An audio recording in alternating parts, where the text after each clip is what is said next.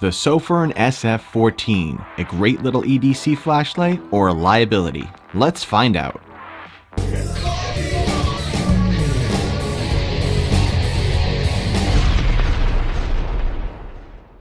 Flashlights are one of the staples of this channel, so when someone recommends a new light to me, I usually take them up on their suggestion. I recently purchased the Sofirn Sf14. It's a 550 lumen flashlight that runs on a 14500 3.7 volt battery or a regular 1.5 volt AA battery. Each battery type determines which lumen output the flashlight will provide. I tested out both battery types and both worked as described. I also conducted a runtime test of this flashlight at its highest lumen output, which was 550 lumens. In order to protect the light, it has an automatic drop-down feature once the light gets too hot. The light dropped down to 100 lumens after it reached its peak temperature at 95 degrees Fahrenheit after about 3 minutes. After it dropped down to 100 lumens, it ran at that output for 5 more hours. This light passed the drop test, the submerge test, the heat test, and the runtime test, and weighed in at just over 2 ounces. So what's the problem? Well, after the battery reaches about 20% power, the light starts to act funky, meaning it won't let you select the lumen output. It will just flash and blink and just not work properly, making it an unusable, unreliable EDC flashlight. So just so there's no confusion here with the automatic overdrain protection function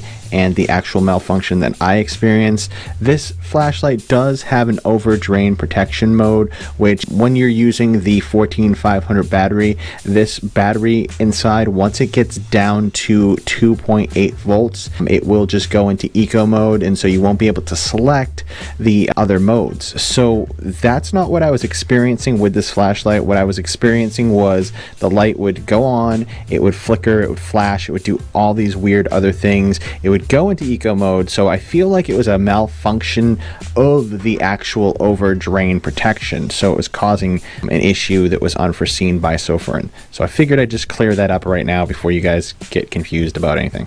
It works fine when the battery has been recently charged, but after that 20% mark, the light becomes useless. Now, I usually check reviews prior to acquiring a product for review on my channel, so this isn't so much a review of the flashlight as it is a lesson in the process of buying a flashlight. I did something I typically don't do. I blind purchased this product. Yes, I did it on purpose just to see what would happen if I made an impulse buy based on the details of the product description instead of reading the reviews first. I don't make it a habit of this behavior, but I did this for experimental purposes only. No matter what you buy online, always read the reviews first. There are a ton of companies out there right now that use fake reviews in order to sway the consumer's decision to make them buy a piece of crap product. After going back after my purchase and re-reviewing the reviews, I came to find that the #1 complaint in the reviews on Amazon was this exact issue that I experienced.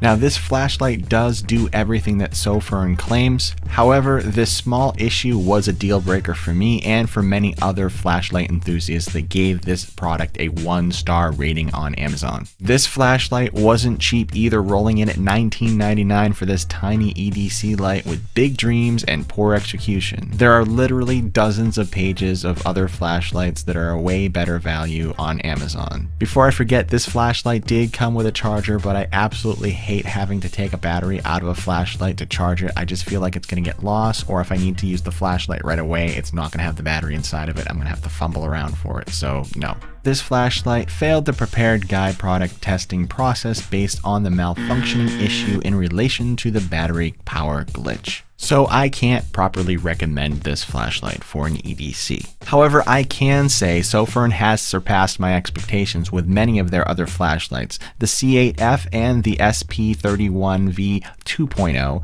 were amazing flashlights that I absolutely recommend trying out. You've been watching beam shots of this light throughout the video, and yes, this flashlight does work as promised by Sofirn, except for it's a little glitchy when it gets too low on juice, and my other issue is that the tail switch is a little finicky, and honestly, who has time for that? So the tail switch operation is as followed. You engage the tail switch by pressing it all the way in. It goes on the lowest output setting. You tap it again, it goes into the next highest output. You tap it again, it goes into the turbo output. Tap it again. Oops, see, it's really sensitive. It's kind of finicky, like if you tap it just right or wrong, it just kind of goes crazy. So anyways, you just cycle through like that. And then in order to shut the flashlight off, you just press the tail switch all the way down. Now when you want to turn it back on, it goes back into the last setting sometimes. And then, see, it just went into like the third setting instead of the second one. So it's just weird. It doesn't always do what it's supposed to do.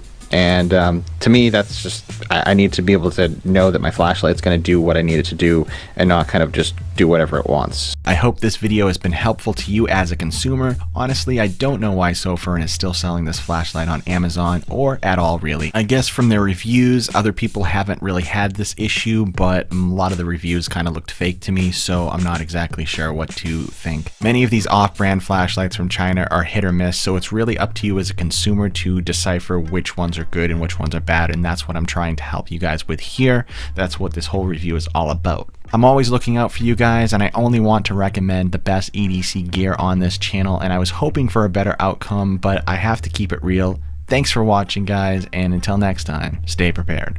If you haven't already subscribed to this channel, please feel free to smash that subscribe button now and click the notification bell so that you can get notified each week when new videos come out. New videos every Friday at 6 p.m. Eastern Standard Time. This has been The Prepared Guy, and until next time, guys, stay prepared.